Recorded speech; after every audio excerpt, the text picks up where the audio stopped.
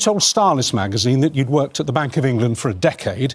In fact, it was only 6 years. And one of those years was at the London School of Economics doing a master's course. So that's 5 years and not a decade.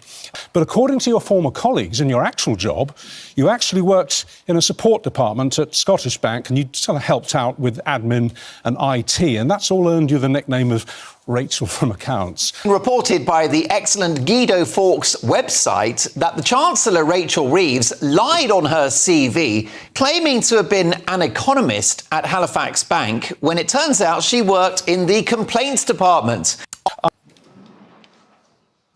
I'm really proud of the jobs that I did before I became a Member of Parliament. I worked at the Bank of England in the international area, working on investment and productivity. I worked as the second economics secretary at the British Embassy in Washington. I've done an undergraduate degree in PPE, a master's from the London School of Economics in economics. And why did you say that you'd worked at the Bank of England for a decade when in fact it was, well, it wasn't even 6 years, it was 5? I mean, that's exaggeration, isn't it?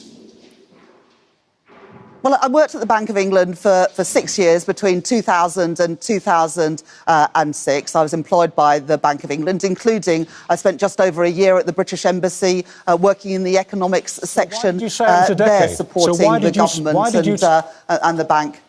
Why did you say it was a decade?